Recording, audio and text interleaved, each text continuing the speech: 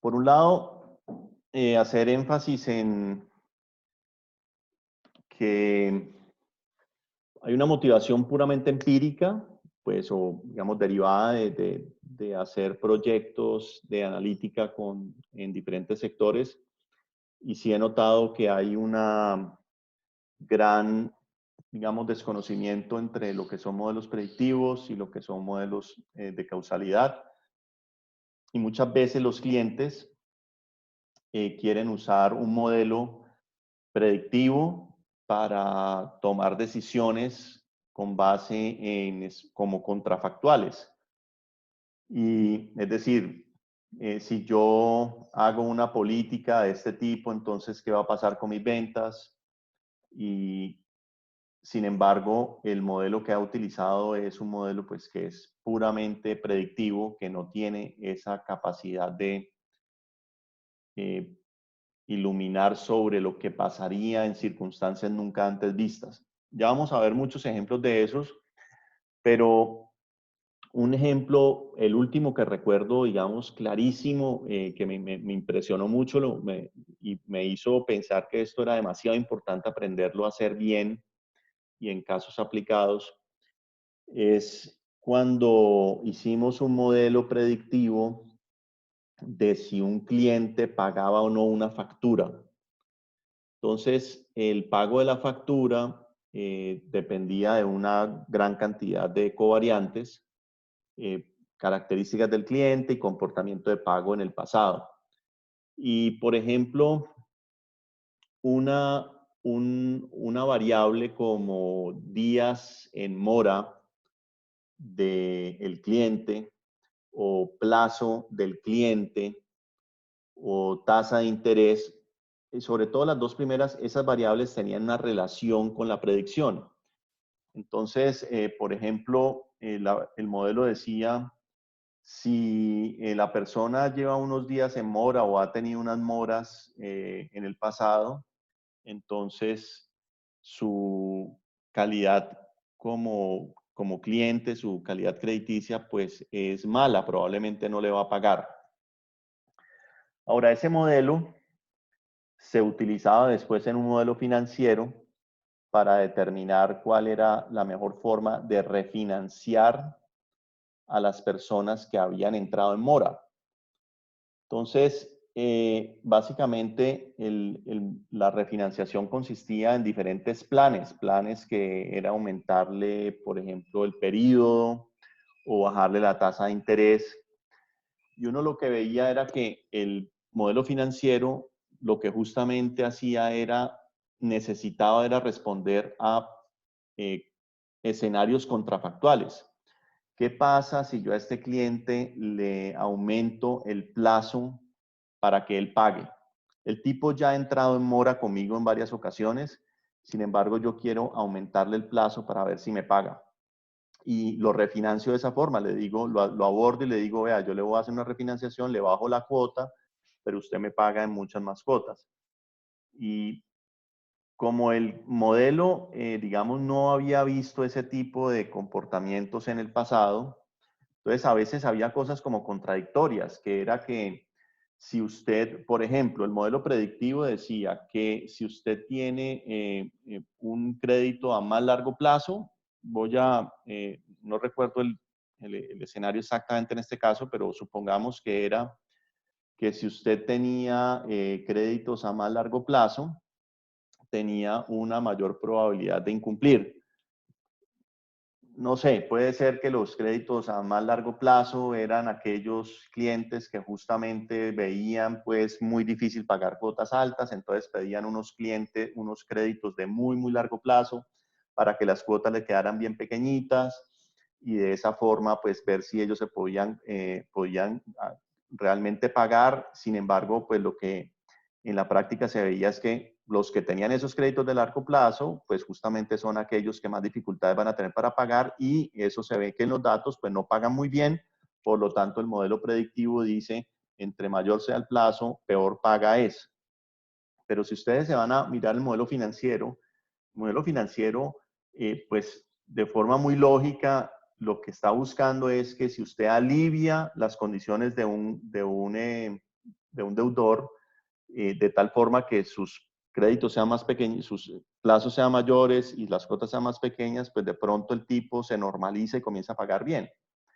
Pero en la medida en que el modelo financiero dice le doy más plazo y el modelo de probabilidad le dice a ese tipo va a pagar menos, pues es incoherente con, digamos, la intervención, lo que usted está buscando hacer. Entonces, cuando uno comienza a hacer eso ya en el mundo real, se da cuenta lo importante que es realmente tener la claridad sobre qué es predecir y qué es después hacer análisis contrafactuales. Y como ese hay un millón, estoy dando un ejemplo de puro del sector real, de una empresa prestadora de servicios públicos que en efecto tiene que darle alivios a sus clientes y comienza uno por tratar de identificar quiénes son los buenos y los malos. Entonces, el tema es realmente muy interesante desde el punto de vista ya puramente práctico. Y desde el punto de vista académico, sí también pues, fue una voluntad de entrar en un tema que es filosóficamente muy interesante. Y la razón es, si alguna vez pueden ver un video digamos, alguna entrevista con Judea Pearl, que es una de las personas, o del libro que básicamente vamos a seguir aquí en las próximas 2 clases. Él es un científico de la computación muy reconocido y él dice que la siguiente fase del aprendizaje de máquinas es cuando realmente dejemos de enseñarle a los computadores unos patrones que han observado en el pasado para que ellos detecten cosas interesantes y puedan reproducirlos hacia el futuro, que es el caso estándar de predicción, pero pues muy sofisticada que se hace en aprendizaje de máquinas, y que realmente los computadores y los algoritmos se puedan hacer preguntas que en el pasado nunca han sucedido, que eso sí es un nivel de inteligencia. Eso sí es, digamos, una búsqueda o un estadio de la inteligencia artificial que realmente sería distinto a todo lo que hemos visto hasta la fecha y que es la segunda gran revolución dentro de la misma inteligencia artificial. Pasar de esto que estamos viendo hoy en día, que para él no es tan inteligente, a una cosa que se acerca más a lo que él considera que es la inteligencia humana, que es esa capacidad de hacerse ese tipo de preguntas. Entonces, pues esto es fascinante por eso y pues la literatura ha tenido una explosión en este sentido enorme. Entonces, lo que vamos a hacer es comenzar paso a paso a aprender un poco de eso. 2 clasecitas, quizás un poco más, dependiendo de cómo nos va.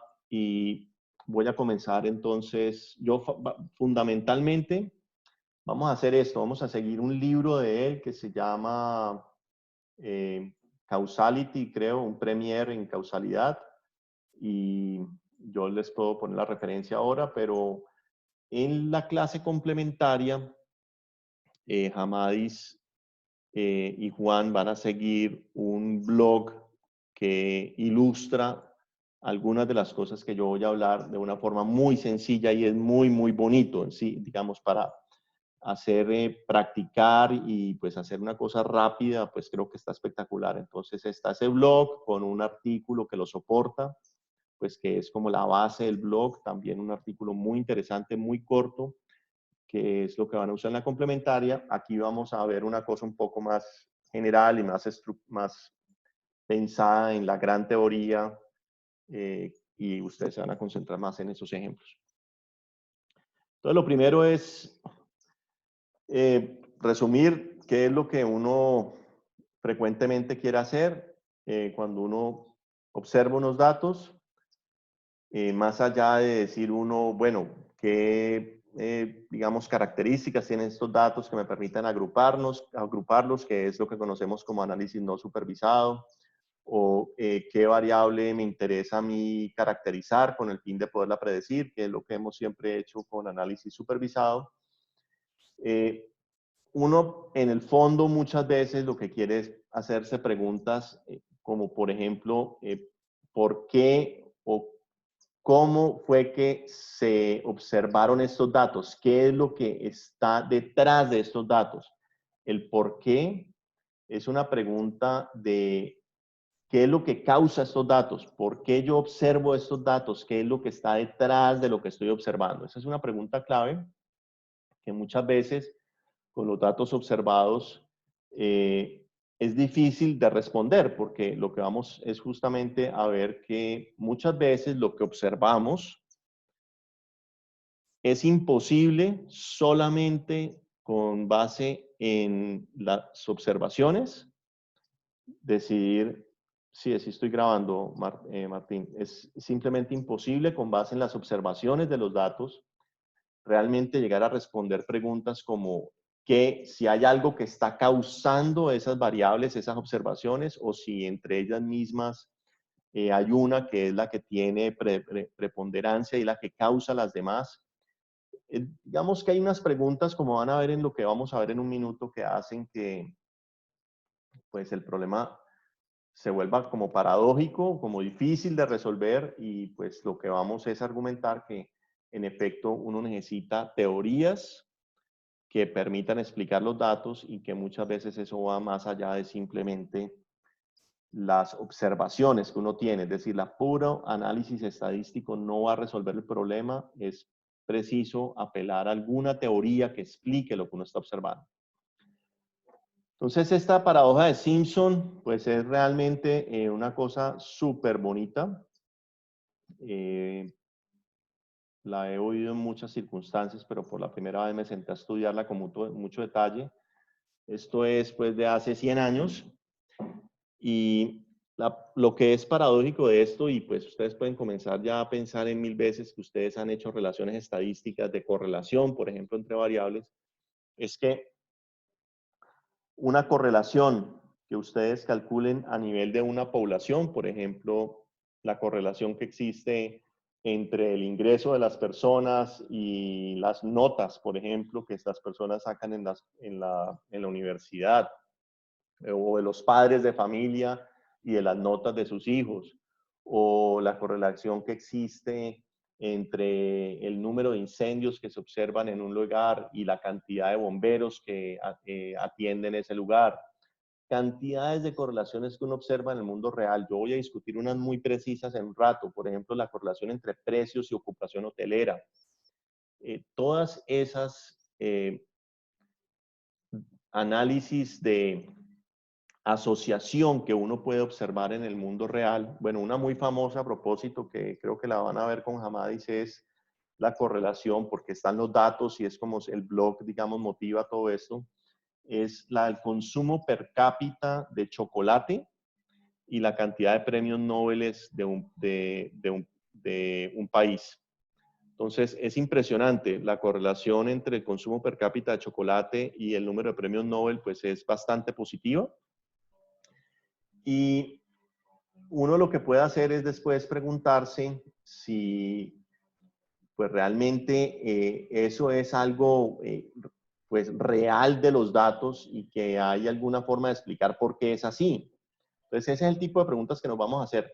Ahora, lo que es curioso es que esa relación estadística, esa cosa positiva, por ejemplo, que uno puede encontrar entre, no sé, premio Nobel y la consumo per cápita, después, cuando mira esa misma relación entre las subpoblaciones, pues resulta que es absolutamente al contrario. Es más, toda subpoblación va a tener una correlación que es al contrario y la población completa, sin embargo, va a tener una correlación que es pues, con la que comenzamos. La correlación de la población puede revertirse a nivel de subpoblaciones para todas las subpoblaciones que uno considere.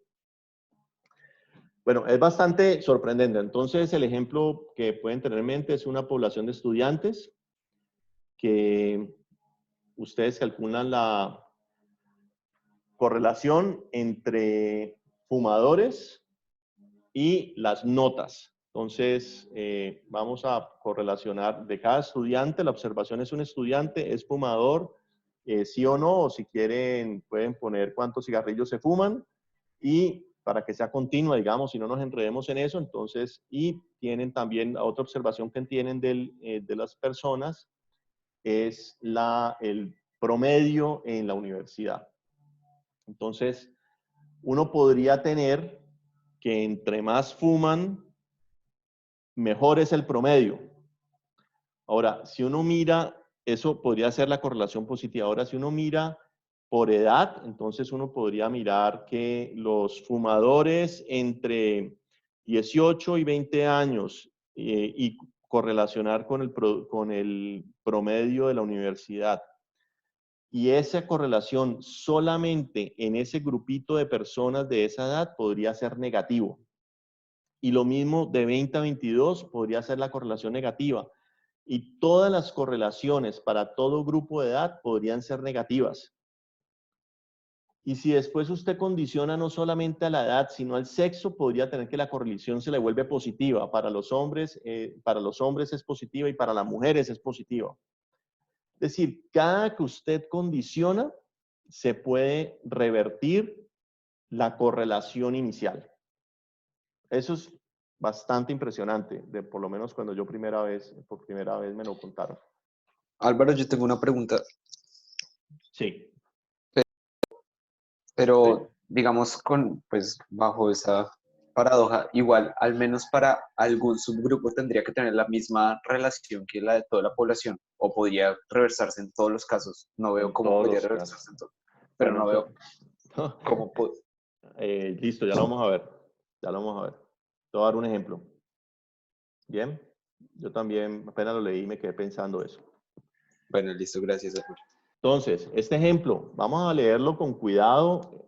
Si aprendemos de estos ejemplos que yo tengo aquí, pues me parece que es muy chévere quedar con esto, así no de pronto alcancemos a ver pues la parte demasiado teórica, pero estos ejemplos son muy chéveres. Entonces, el ejemplo original de Simpson es este.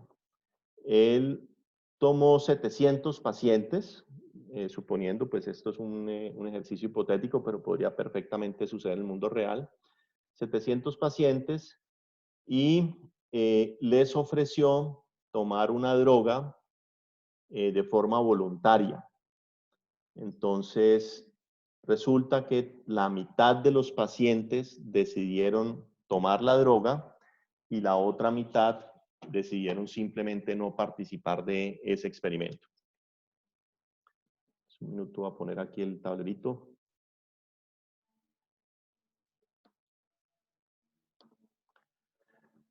Entonces, concentrémonos en esta tablita, que es la tablita de resultados. Pues resulta que después de que se le dio la droga a las personas que decidieron tomarla, el resultado es el siguiente. Uno observa que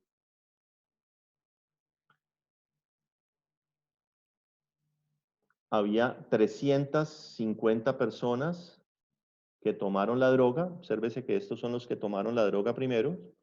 Y de las 350 personas que tomaron la droga, 273 se recuperaron pues de el COVID-19. ¿Listo? Y las otras 350 que no tomaron la droga, de estas se recuperaron 289. Entonces, si ustedes ven, los que tomaron la droga, el 78% se recuperaron y los que no tomaron la droga, el 83% se recuperaron.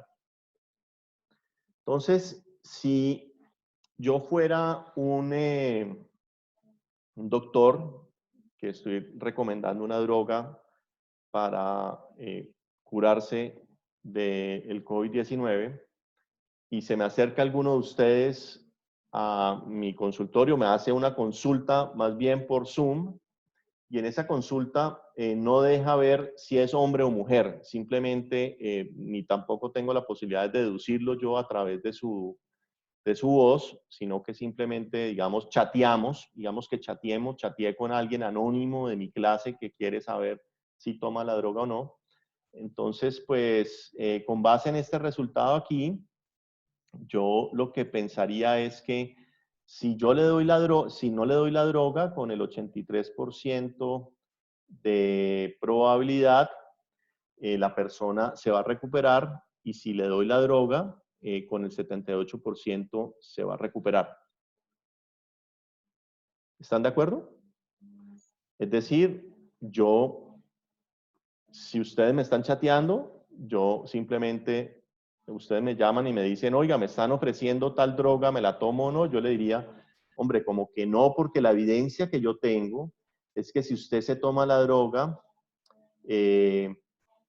pucha, ¿qué fue lo que dije? Perdón. Si usted se toma la droga, 78% de probabilidad de mejorarse, pero si no se la toma, el 83% de probabilidad de recuperarse. ¿Bien?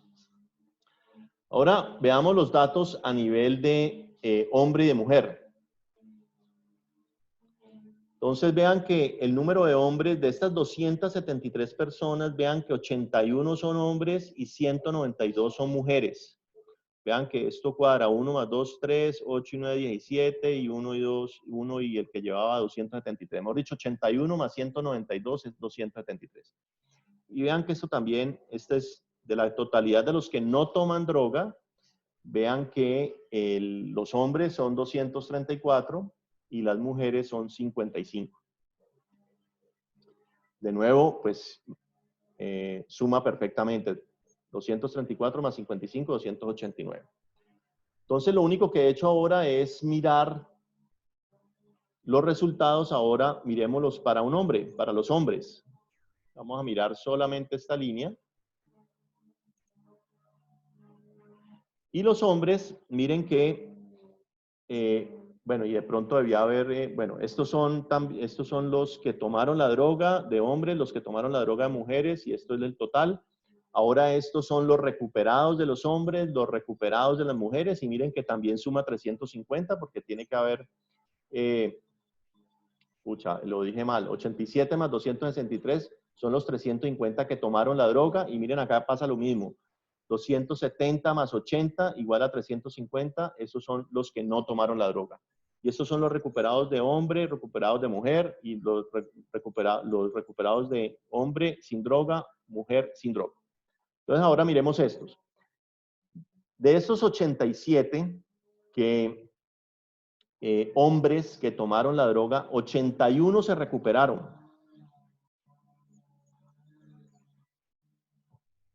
Y de estos 270 que no tomaron la droga, 234 se recuperaron.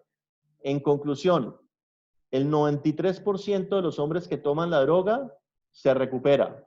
Y el 87% de los hombres que no toman la droga se recuperan.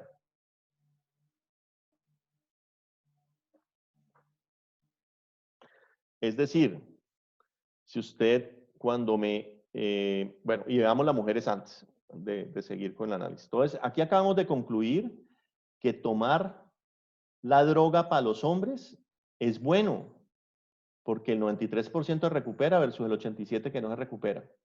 Ahora vamos las mujeres, lo mismo, de 263, 192 se recuperaron y de 80, 55 se recuperaron. Si ustedes miran los porcentajes, las mujeres el 73% se recuperaron cuando tomaron la droga y de las que no tomaron el 69% se recuperaron. Conclusión, tanto si yo miro los hombres, es bueno tomar la droga. Si miro las mujeres, es bueno tomar la droga. Si no puedo ver si es hombre o mujer, no es bueno tomar la droga. ¿Qué tal eso?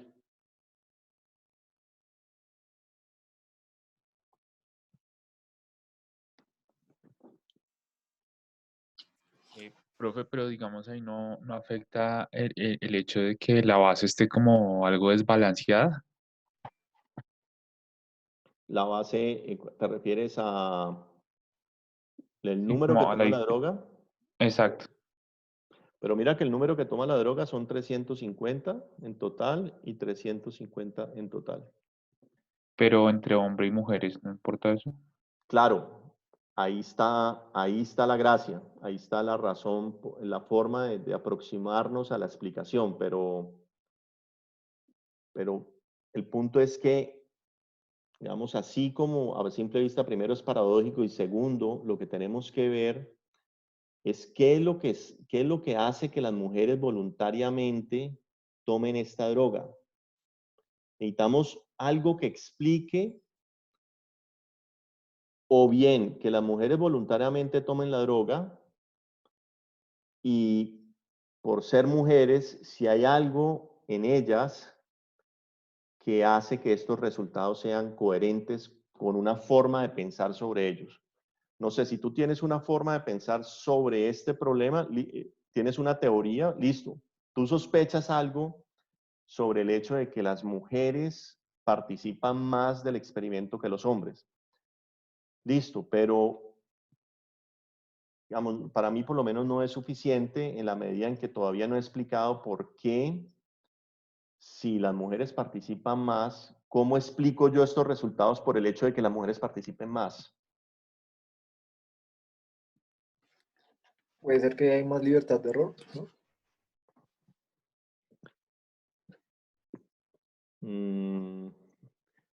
Más libertad de error, ¿a qué te refieres? De pronto que Recuperen. está mejor estimado la proporción para las mujeres que para los hombres. Es algo que usted decía en la clase antepasada, como que hay una tasa de aciertos que la tasa de aciertos es alta, pero porque los propios datos son pequeños, algo así. Mm. Em, pero yo estoy, bueno, buen punto también, me gustaría pensarlo. No sé, alguien, sí. Pero a ver, digamos que, Por ejemplo, profe, imagínese que de los hombres que toman la droga solo hubieran habido 2 hombres y los 2 se recuperan, entonces tendrían un 100% de tasa de recuperación. sí, Ahí, pues, los datos están un poco robustos, por decirlo así. claro, pero eso bien, pero entonces también tienes que argumentar lo mismo, digamos, necesito que para las mujeres también siga siendo mejor tomar la droga en tu ejemplo.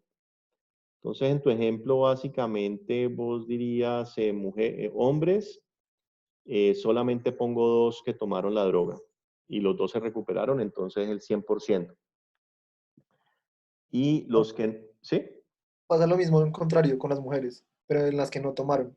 Imagine que las que no tomaron la droga fueron simplemente 2 mujeres y ninguna se recuperó. Entonces queda 0% de tasa si no toma la droga. De acuerdo. Y con esos, listo. Y,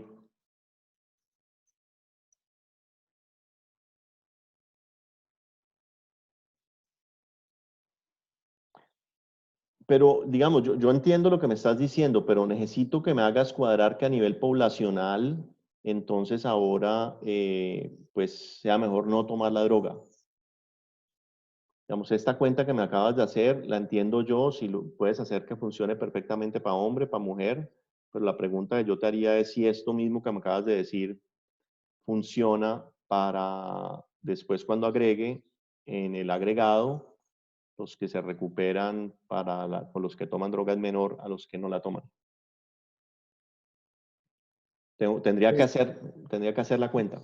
algo que pensaría, no sé qué tan válido es pensarlo, cuando uno hace comparación de hipótesis, hay cierto, hay hay un supuesto que se cumple en una comparación de medias, ¿no? Casual, que la varianza sea igual. En este caso sí puedo pasar algo similar. No puedo comparar una tasa que tenga como 270 datos de hombres con una con otros datos que tengan solamente 80 observaciones. Entonces, no sé si pueda ir por ese lado del hecho de pues, llevarlo a los extremos, como le decía, un dato que sea de 2 observaciones. Bueno, me parece muy interesante. Creo que las dos explicaciones, la primera, no sé si hay una tercera, pero las dos que tú has dicho, yo creería que no van a funcionar, porque lo que uno aprende de esta teoría, de lo que vamos a estudiar en este curso, es que este tipo de fenómenos que estamos observando no se puede explicar únicamente con lo que se observa. Es decir, si esto que aparece aquí me dices que es básicamente una consecuencia de que hay un desbalance y entre la cantidad de mujeres que tengo y la cantidad de hombres que no toman la droga, o que es un problema de tamaño de las muestras y por lo tanto la comparación, digamos, estadísticamente no hace sentido. Yo estoy simplemente especulando. Yo creería que eso que me estás diciendo son todas explicaciones que lo único que hacen es observar los datos. Y dicen, la muestra no es grande comparado a la otra. Entonces, mi sospecha es que por ahí no se va a poder resolver este fenómeno como paradójico. Entonces, no sé, puede ser que sí, pero mi entendimiento de estas cosas es que con la pura observación de esto que tenemos aquí es imposible llegar a pues, explicar qué es lo que está pasando aquí. Álvaro, ¿puedo yo ofrecer una explicación? Sí, dale. Entonces, mi idea es que este fenómeno sí viene del desbalance que hay entre hombres y mujeres dentro de cada grupo. En particular, pues digamos, si uno mira, en el grupo de las drogas hay 87 hombres y 263 mujeres. Y como hay tantas más mujeres, lo que significa es que cuando uno promedia ese 93,73, uno no coge el punto medio exacto, sino que uno coge un valor mucho más cercano al valor de las mujeres. Entonces, como que uno después no puede coger ese 78% y decir que el 78% es la probabilidad incondicional de que una persona se cure con la droga, porque ese 78% viene ya, o sea, pues aquí la distinción entre hombres y mujeres eh, es de que los hombres y las mujeres pueden reaccionar de manera distinta a las drogas. Y ese 78% tiene metido ahí dentro el valor de cómo reaccionan las mujeres más de cómo reaccionan los hombres. Y el opuesto ocurre con el 83% de la gente que no tiene la droga. Entonces, de esos 350, 270 son hombres y 80 son mujeres. Entonces, cuando ese 83% no es la probabilidad incondicional de mejorar, de que una persona se mejore. También tiene metido un efecto más fuerte, la probabilidad incondicional de que un hombre se mejore, en la probabilidad incondicional de que una mujer se mejore. Y por eso cuando uno mira en los mismos grupos, el efecto desaparece. Entonces, cuando una vez uno ya condiciona a hombres a que sea hombre o a que sea mujer, entonces el efecto de la droga es bueno, porque uno ya, pues, con el supuesto de puede o no que la gente que decide tomar la droga, pues eso esté correlacionado de alguna forma con su outcome de salud, pero incluso si no lo está,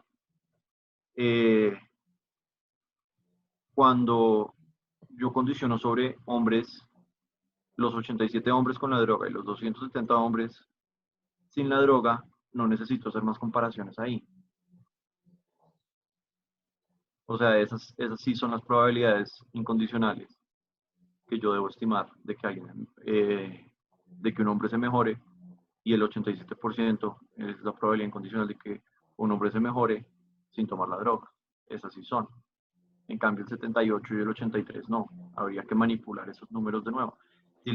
Pero eso es lo que es raro en lo que decís, digamos, a mí me gusta mucho lo que estás diciendo, pero el 87% y el 83% sí son las probabilidades de recuperarse con la droga y sin la droga.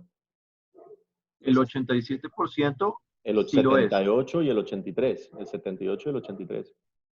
No, el 78 no lo es. El 78 es la probabilidad, porque ese 78, ¿cómo se construyó? ¿Cuántas más veces de hombres?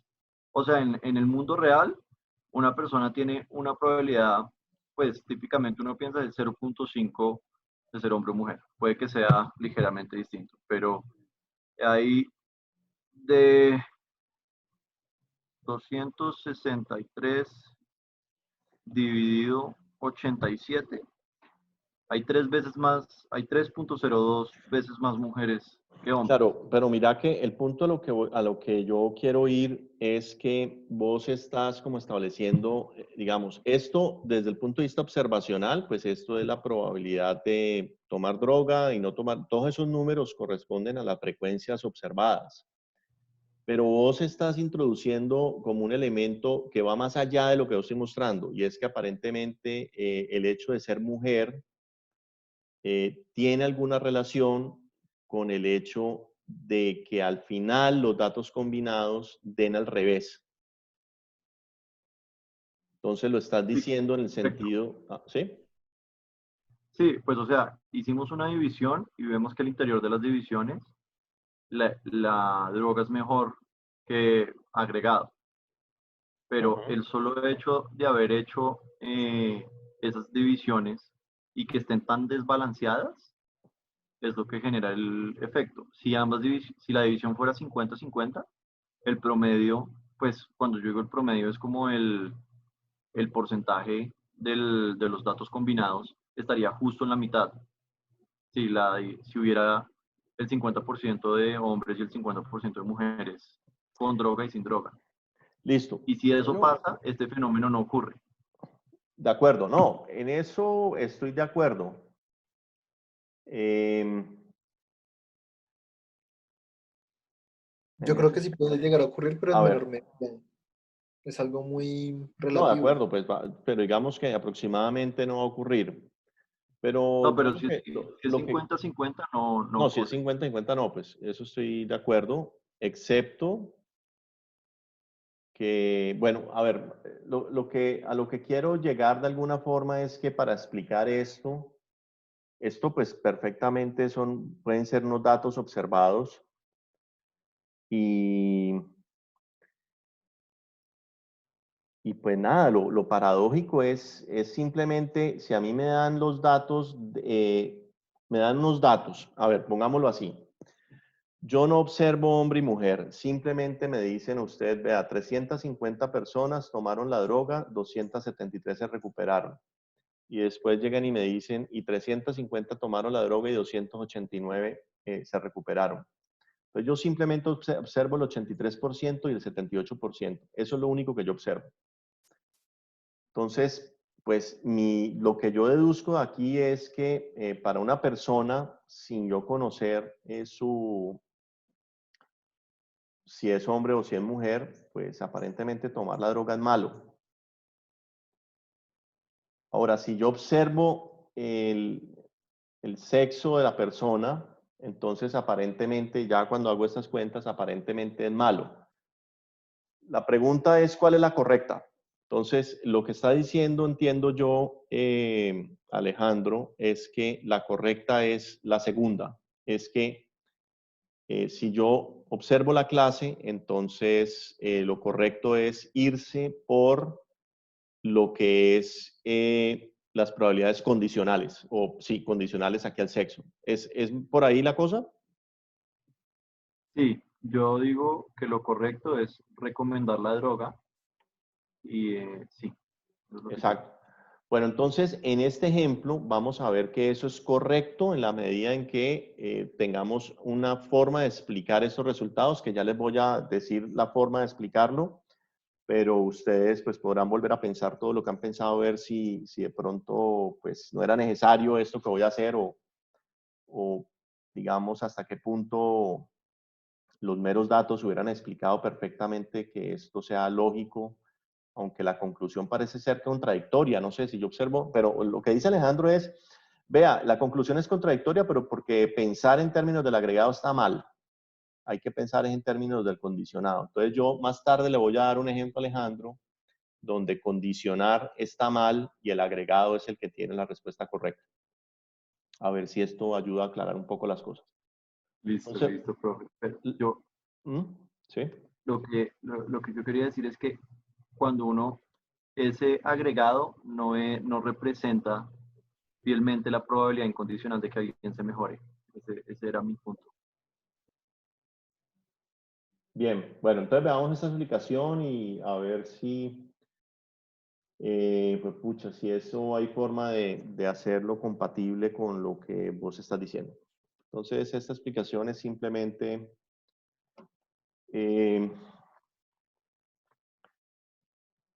queremos entender este fenómeno a qué se debe.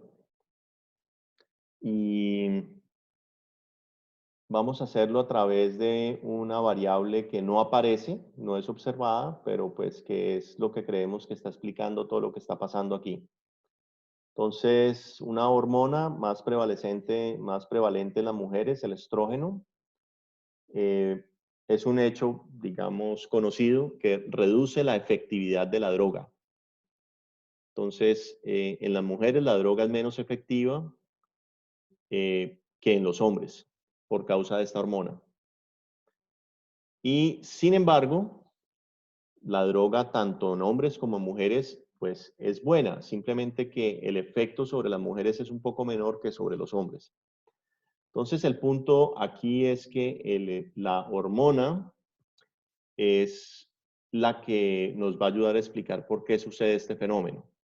Entonces es un hecho, para hombres la droga es buena, para mujeres la droga es buena, pero la mayoría de las mujeres fueron las que tomaron la droga. Entonces, imagínense ustedes cómo calcularían entonces, pensando ahora en esto de nuevo, voy a pensar en la última línea. Si yo quisiera estimar cuál es el efecto sobre la población de la droga, pues yo qué haría, yo cómo podría hacer muestralmente eso. Yo elijo aleatoriamente una persona de la población que tomó la droga, elijo aleatoriamente, no sé si me están viendo el videito, voy a ponerlo aquí un minuto, para que vean un poquito pues como lo que estoy diciendo. Bueno, puedo escribirlo más bien, perdón. Entonces aquí están los que tomaron la droga, aquí están los que no tomaron la droga. Elijo aleatoriamente un individuo acá, elijo aleatoriamente un individuo acá y me pregunto si esta persona se recuperó y me pregunto si esta persona se recuperó. Vamos a ver si lo estoy haciendo bien.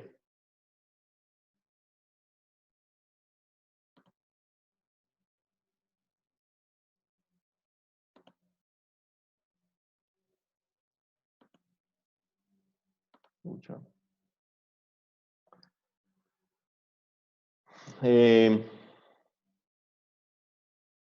Elijo aleatoriamente una persona que toma la droga, que es lo que acabo de decir.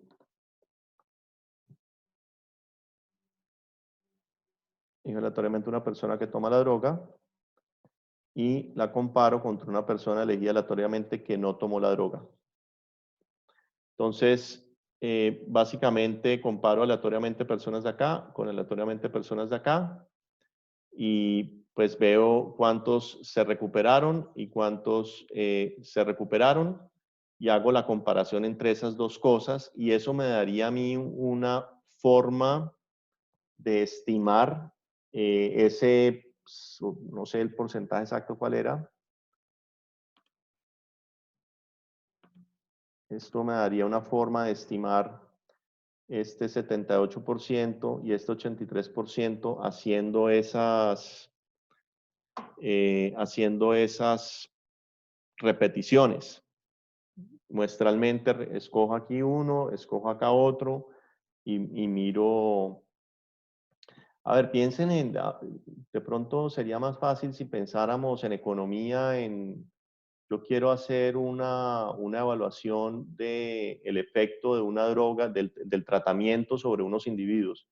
Entonces, pues tomo aleatoriamente estos individuos aquí y tomo aleatoriamente estos individuos aquí y comparo el outcome de estos, lo comparo con el outcome de estos. ¿Están de acuerdo con eso? Pues si ambas bolsas son aleatorias y tienen individuos, pues como homogéneos, pues sí, de acuerdo. Pero sí, si no, pues no estaría correctamente medido el tratamiento, ¿no? Claro, pero entonces ahí va el punto en que no son, digamos, los tratados están correlacionados con el sexo. Es decir, el tratamiento tiene hay un problema de sesgo de selección, que son las mujeres las que se autoseleccionan como tratados. Pero si yo Sí, quisiera, exacto. exacto, entonces eso es lo que estás diciendo, listo. Entonces, si yo quisiera hacer ese ejercicio, ¿qué es lo que va a pasar? Que la mayoría de las veces que yo escoja en el universo de los que tomaron la droga, la mayoría de las veces, como son tantas mujeres versus hombres, la mayoría de las veces voy a escoger una mujer. Y acá, la mayoría de las veces voy a escoger un hombre. ¿Bien? Ahora, la droga disminuye el efecto sobre las mujeres y no lo disminuye el efecto sobre, digamos, qué tan buena es la droga sobre las mujeres se ha disminuido. Mientras que acá, sobre los hombres, si bien la droga es buena, pues no necesariamente la droga, perdón, estos son los que no toman droga. Entonces, repito, las mujeres acá, el efecto se ve disminuido por la hormona que ellas tienen y ese efecto de la droga, entonces se ve disminuido. Cuando cojo hombres acá, pues les va mejor con la droga y en general, como la mayoría de las veces yo tomo mujer acá, entonces el efecto de la droga es malo, porque la mayoría de las veces cojo mujeres.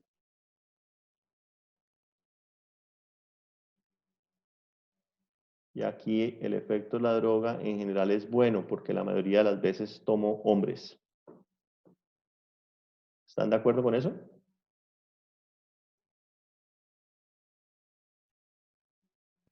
De acuerdo. Vamos a ver qué es lo que escribe acá. Si es esto. Entonces,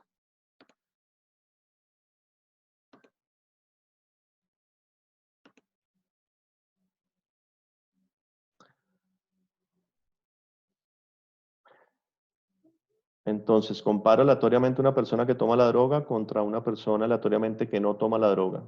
La que toma la droga posiblemente es mujer, la que no toma la droga posiblemente es hombre. Sobre las mujeres el efecto se ve disminuido y sobre los hombres se permanece igual. Por lo tanto, esa comparación da que más o menos siempre estoy comparando mujer con droga contra hombre sin droga. Y por lo tanto, la no droga aparentemente pues sería mejor porque en general tomé no droga hombre y en general tomé droga mujer. Y las mujeres con droga disminuyó su potencial en ellas. Bueno, esto es también aquí, termina la explicación. Más o menos. Entonces, no sé si volvemos a las explicaciones que ustedes dieron, pues no sé realmente si las explicaciones pues son totalmente convincentes. Aquí tuve que apelar, para esa explicación que acabo de dar, tuve que apelar a que la droga tenía un efecto diferencial sobre las mujeres por causa de una hormona. Dicho de otro modo, yo creo que las explicaciones que vimos anteriormente tendría que pensar en cada una con mucho más detalle. Todas es posible hacer que den lo contrario a lo que ustedes me están diciendo, simplemente moviendo, pues jugando con esas proporciones. Pero entonces yo tengo una pregunta con respecto a la paradoja inicial. O sea, por lo que yo entendía era que siempre, o sea, como que usted siempre podía construir ¿Cómo era la paradoja, mejor dicho? O sea, uno puede...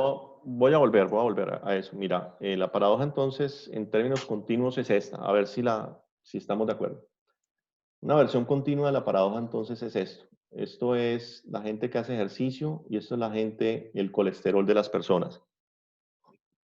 Y uno puede ver, puede ser en los datos, que el ejercicio está positivamente correlacionado con el colesterol para cierta población, que incluye todas las edades, todos los sexos. Sí, ¿Listo? espera, antes de que se me vaya la pregunta que tenía, era que yo lo que entendía por la paradoja es que siempre va a haber subgrupos que tengan pues que tengan la correlación contraria a la de la población, ¿sí? Exacto. Como que Ya, uno ya, siempre ya. puede construir, Velo aquí, míralo aquí. pero Mételo. siempre tiene que haber una forma de No, míralo. hacer los subgrupos, una Míralo. forma de hacerlo, exacto, pero siempre va a haber una forma de hacer los subgrupos en que sí mantenga la relación de la población, o sea, siempre tiene que existir una agrupación en la que sí se respete, no es que todas las infinitas agrupaciones vayan a No, decir lo pues contrario. claro, pues mira, esta agrupación, la agrupación que no condiciona nada, pues es la original. Pero el punto es que si vas a pensar en variables del mundo, digamos, que están detrás de esto, si ya condicionas a la edad, puede ser que cuando condicionas a la edad, todas las correlaciones son negativas. Y eso el dibujo Sí, lo muestra perfectamente. de acuerdo. Entonces, bueno, volviendo a la paradoja inicial, pues, ¿qué es lo que aquí hay una teoría? Mejor dicho, yo pienso que tengo que entender lo de Alejandro, cómo debatirlo mejor, pero mi punto es que para concluir que lo correcto son los resultados condicionales, que esto es realmente lo correcto, es necesario algo que explique por qué en el agregado no estamos, qué estamos haciendo mal en el agregado, mejor dicho. Y me parece que, bueno, yo di una explicación por qué el agregado se observa lo que se observa y por qué en los que son condicionales, por qué son correctos. Es lo que he hecho. Y la explicación, no sé, de Alejandro tal vez pues sea una forma distinta de decir lo mismo, no estoy seguro, pero aquí por lo menos mi explicación lo que hace es que llama la atención sobre el hecho de que condicionar es lo adecuado. Entonces, recomendar la droga es bueno para hombres, recomendar la droga es bueno para mujeres. Por lo tanto, recomendar la droga es bueno para la población.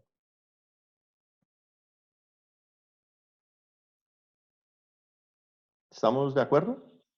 ¿Todos? Sí.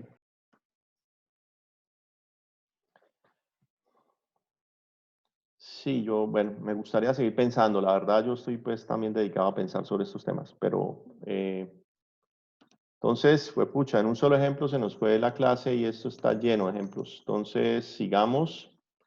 Esta es la versión como continua que acabo de explicar. Una forma de explicar esto es eh, para racionalizar lo que acabamos de observar de forma continua, es que los mayores hacen más ejercicio que los más jóvenes y tienen el colesterol más alto. Entonces, las personas mayores hacen más ejercicio, eso lo vamos a ver en un minuto, y tienen el colesterol más alto independientemente de si hacen o no ejercicio. Entonces, si uno mira acá, entre mayor sea la persona, el colesterol es más alto. Y pues realmente el ejercicio y el colesterol no tienen esa correlación positiva, sino que lo que existe es realmente, lo que hace es que la edad explica que el colesterol sea más alto y que se haga más ejercicio. Entonces hay una variable que está por detrás del colesterol y del ejercicio que está explicando ambas. Y esa variable es la edad. Entre mayor edad, más colesterol, entre mayor edad, más ejercicio. Cuando uno se olvida de la edad y lo pone así, pues se ve entonces como si el ejercicio y la edad tuvieran algo que ver, pero no lo tienen. Esa creo que es muy clara. ¿Está todo el mundo de acuerdo con esto? Esta sí está súper clara. ¿Bien? Entonces, aquí está la conclusión. La edad es un factor común del ejercicio y los niveles de colesterol. Bien. Entonces, ahora pensemos en esta. Pucha, no, pero se me acabó el tiempo, ¿no? 3:20. Bueno, pues nada, esto es fascinante, así es de que lo que voy a hacer es que no quisiera subirles la presentación porque, pues, chévere que pensemos, porque si no, si les subo la presentación, entonces esto, pues, es larguísimo y se me van a adelantar a todo lo que hay para pensar, o ustedes si quieren se la subo, pues no tengo problema. Una pregunta. Sí. ¿Vamos a ver en algún momento redes neuronales? Pues yo esperaría que las últimas 2 clases. Tengo que averiguar cuándo terminan las clases también.